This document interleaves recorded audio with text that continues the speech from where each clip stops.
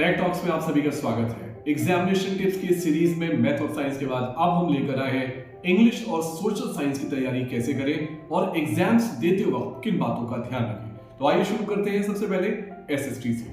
पहला कि social science एक थियोरेटिकल सब्जेक्ट है जिसमें चैप्टर की होलिस्टिक अंडरस्टैंडिंग रखना ज़्यादा इंपॉर्टेंट है as compare to rote memorization of questions and answers.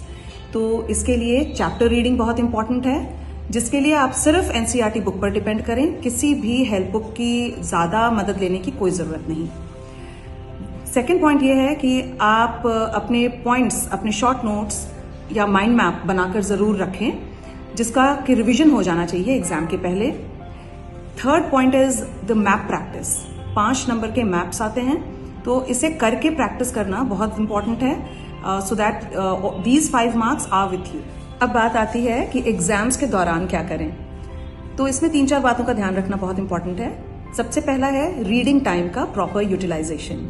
ये वही टाइम है जिस समय आप स्ट्रैटेजाइज कर लेते हैं अपने पूरे पेपर के आंसरिंग के पार्ट को।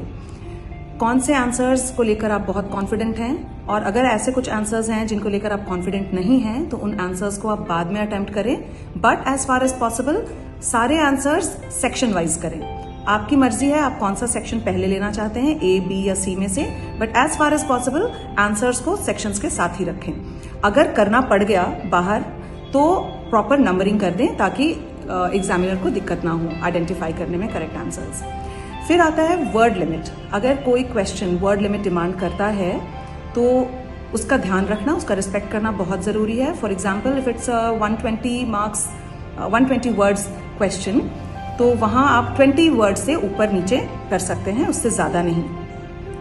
फिर पॉइंट वाइज लिखना है आपको, come to the point. Unnecessary answers लिखने की ज़रूरत नहीं, अननेसेसरी इंट्रोडक्शन या कंक्लूजन लिखने की कोई ज़रूरत नहीं है, इससे आपका टाइम और वर्ड्स दोनों वेस्ट होते हैं। पॉइंट वाइज लिखेंगे, हर पॉइंट के बाद एक लाइन छोड़ना है हमें, और एंड लास्ट पॉइंट ये है कि कोई भी क्वेश्चन हमें अनअटेम्प्टेड नहीं छोड़ना है। बस इन बातों का ध्यान रखिए, पेपर साफ सुथरा रखिए, हैंडराइटिंग अच्छी होनी चाहिए आपकी। That's it, all the best for your exams. तो ये थी एसएसटी की टिप्स। आइए आप जानते हैं इंग्लिश एक्सपर्ट क्या कहते हैं। First thing is that the reading time that you get for the paper, use it very judiciously. Invest your time in understanding, knowing as to what the questions are asking. That are there in the writing section. You have to be very careful and vigilant about the formats, and especially the long answer questions, which also include the writing section of the paper. Slogans and quotes and the things that you read on the hoardings when you're traveling here and there.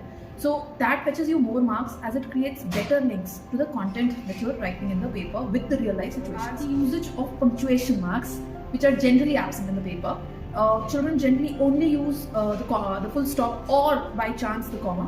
But I think you should definitely try to incorporate some more punctuation marks. Ensure that when you're writing the characters' names, their spellings are correct and you use them with capitalization.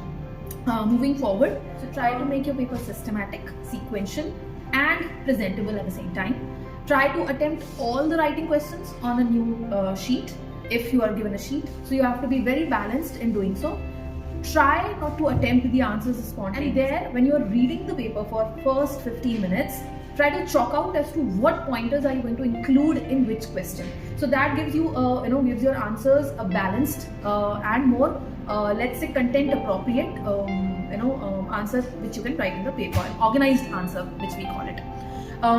In all the questions that come from the literature, whether they are RTC questions, they are long answer questions or short answer questions, do not write the story.